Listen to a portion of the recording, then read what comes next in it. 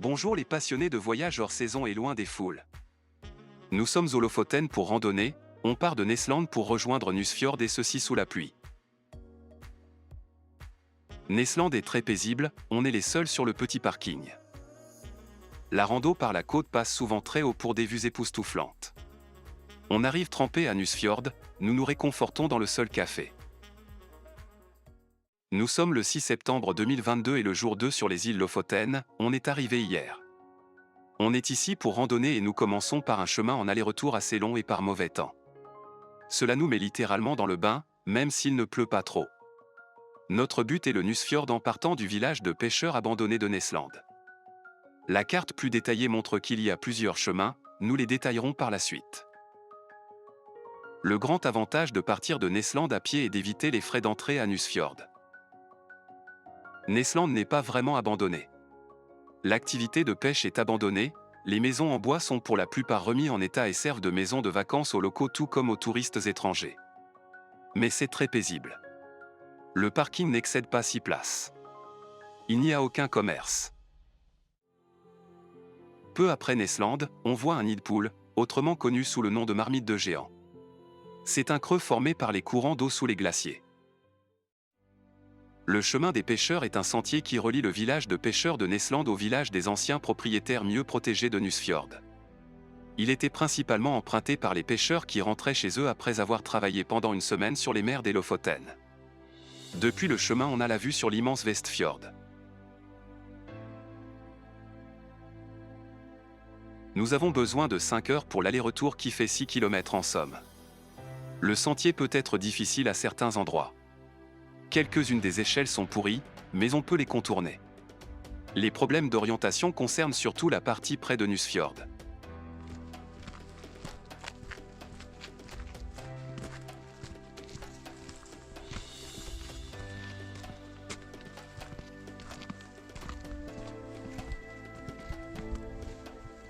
Sous le cirque de Vedvika se perd le chemin et il y en a plusieurs parallèles.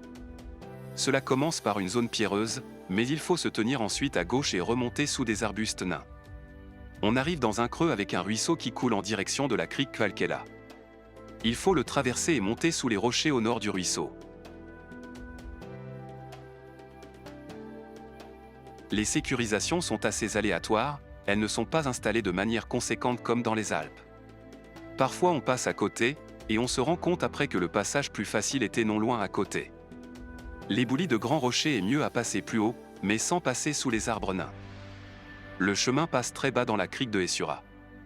C'est ainsi que l'on finit par accumuler du dénivelé.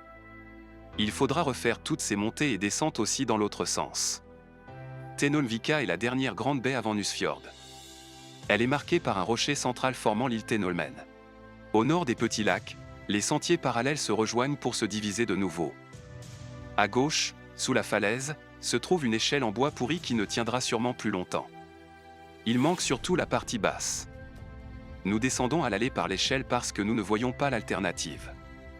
À droite est le nouveau chemin, non moins raide, mais sécurisé par une chaîne récente. Après la descente, les deux variantes se rejoignent au nord-ouest de la baie Tenolvika. Le chemin tourne ensuite vers l'est et passe entre les monticules avec des légères descentes et des légères remontées. C'est le moment de la plus forte pluie. Nous ne nous couvrons pas la tête parce qu'il fait quand même trop chaud.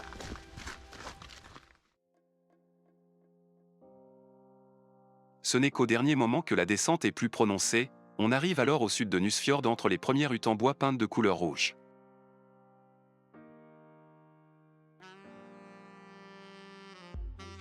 Le chemin mène vers une crique au sud du village et de son port naturel protégé des assauts de l'Atlantique. Il faut tourner à gauche et suivre la route non goudronnée vers le nord. Nusfjord n'a jamais été un village habité.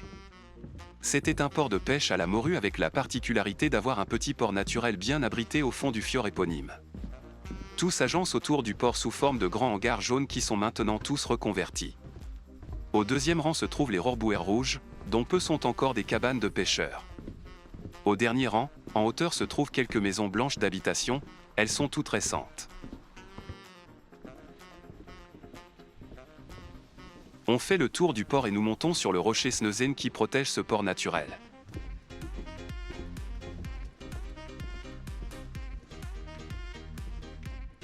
On expose toutes sortes d'appareils anciens.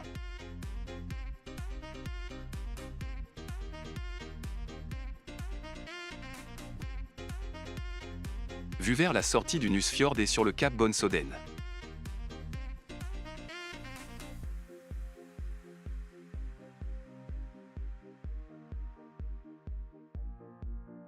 La couverture nuageuse reste très basse.